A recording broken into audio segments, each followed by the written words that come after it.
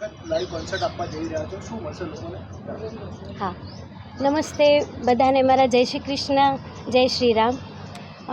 આપ બધાને જણાવતા ખૂબ જ આનંદ થાય છે કે અમદાવાદ જેવા એક જાજરમાન શહેર, હું એટલા માટે કહી દઈશ કે અમદાવાદ અત્યારે એટલી સરસ રીતે આગળ વધી રહ્યું છે કે ગાંધીનગરને હમણાં અડી જશે.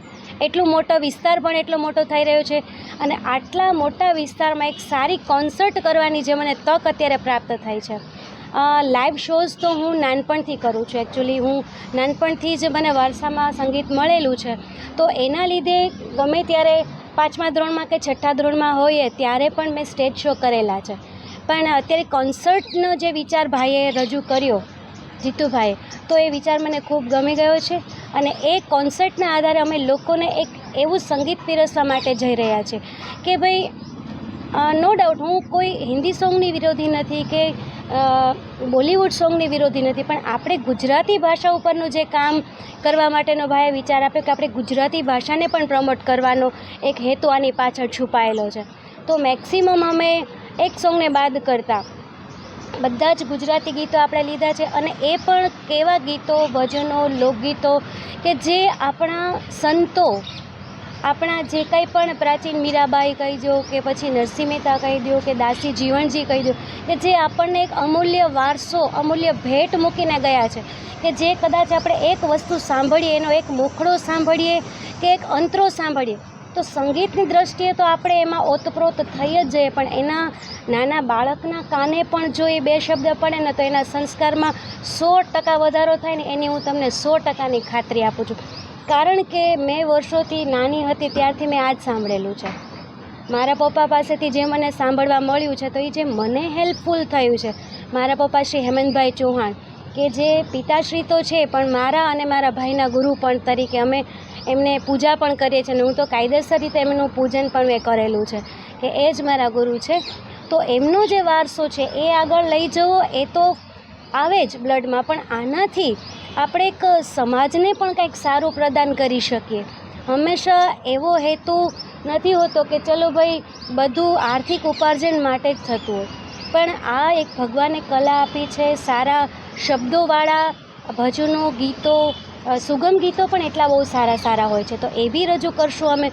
તો એનાથી સાથે સાથે સંગીતની સાથે જો સારા શબ્દો પણ આપવાની ટ્રાય કરીએ તો મને એ ભાઈનો વિચાર પણ એટલો સારો ગમી ગયો, તો મેં તરત જ ડિસ્કશન કરી અને આ જે આખો પ્લાન છે એને એક્શનમાં લેવાનો વિચાર કર્યો છે. ક્યારે છે, ક્યાં છે અને લોકો કઈ રીતે પહોંચી શકશે? હા, આ સિસ્ટમ સુધી આપણે 20 જાન્યુઆરી એટલે હમણાં જ નજીકના દિવસોમાં જ છે અને દિનેશ હોલ નવરંગપુરામાં આપણે કરવા જઈ રહ્યા છીએ. હોલ પણ બહુ સરસ છે, લોકેશન બી બહુ સારું છે અને અમદાવાદના લોકોને તો જાણીતો જ વિસ્તાર છે, એટલે એ રીતે પાસ સિસ્ટમ બી છે અને કોઈને સંગીતના જે રુચિ ધરાવતા હોય એ લોકો ગમે ત્યારે ભાઈનો નંબર એમાં આપેલો જ છે પહેલાંમાં. સોશિયલ મીડિયા પર હા. ગીતા ચૌહાણ લાઈવ ઇન કોન્સર્ટનું પ્રમોશન અત્યારથી હા, ઓકે, તો એટલે એ જે એક છે ને વાત એડ કરવાની છે એટલે હા, અમારું જે સોશિયલ મીડિયા પ્રમોશન કરી રહ્યા છે ભાઈ જીતુભાઈ, તો એમાં નંબર આપેલો છે, તો એ આપણે કોન્ટેક કરી શકીએ કે કઈ રીતે આપણે પાસીસ મેળવવા છે કે કઈ રીતે. અને બીજી એક વધારાની વાત હું બહુ સરસ એડ કરવા માંગીશ કે આપણા અમદાવાદનું જ નહીં પણ આખા ગુજરાતનું નામ, જેમાં ખૂબ જાણીતું નામ એવા કવિશ્રી અંકિતભાઈ ત્રિવેદી પણ આ શોને હોસ્ટ કરી રહ્યા છે.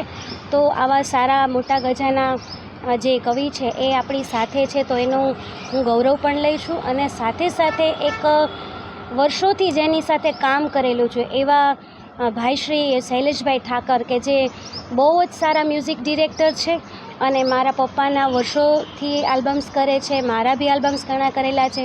અમે લોકોએ સાથે એબ્રોડ ટૂર પણ એટલી કરેલી છે, તો એમનું સંગીત હોય એટલે મને આપોઆપ વધારે વિચારવાનું કંઈ થતું નથી હોતું અને એમની ને મારી ટ્યુનિંગ પેટર્ન અમારી સેટ થાય છે, તો એમને આમાં સંગીતમાં જે કંડારવા માટેનું એ જાદુ કરવાના છે, તો એ શ્રી શૈલેષભાઈ ઠાકર કરવાના છે. સૂરનો ઉઘાડ ગીતાબેન આપવાના છે, એમ શબ્દનો ઉઘાડ કવિશ્રી અંકિત ત્રિવેદી આપવાના છે. એટલે ફોર્મેટ એવું રાખ્યું છે કે જે ગીતો, જે પદ, જે ભજન એ તમે સાંભળવાના છો, પહેલાં એની થોડી સમજ, કારણ કે એના શબ્દોમાં જે જાદુ છે ને, એના શબ્દોમાં જે ઊંડાણ છે, એ જો સમજીને પછી આપણે જો એ વસ્તુને માણીએ તો એની મજા આખી બદલાઈ જતી હોય છે. એટલે એમાં શબ્દોનો જાદુ છે એ કવિશ્રી અંકિત ત્રિવેદીનો હશે અને પછી બેનનું ગીત આપણે માણવાના છે. એટલે આ ફોર્મેટ પણ બહુ મજાનું છે, તમને મજા પડી જશે. જેને આ કાર્યક્રમ માણવા માટે આવવું હોય તો ગીતાબેનના જે ઓફિશિયલ એમનું ઇન્સ્ટાગ્રામ આઈડી અને ફેસબુક આઈડી છે એના પર આની બધી જ કોન્ટેક્ટ ડિટેલ શેર કરેલી છે. ત્યાંથી દરેક વ્યક્તિને પાસ એના મળી શકશે. જેમ બેને કીધું એમ કોઈ જ કમર્શિયલ કાર્યક્રમ નથી, ગુજરાતી ભાષા માટે કરવાનું એક કામ છે. એટલા માટે ક્યાંય કોઈ ચાર્જ રાખેલો નથી, નિઃશુલ્ક દરેકને એન્ટ્રી આમાં મળી શકશે.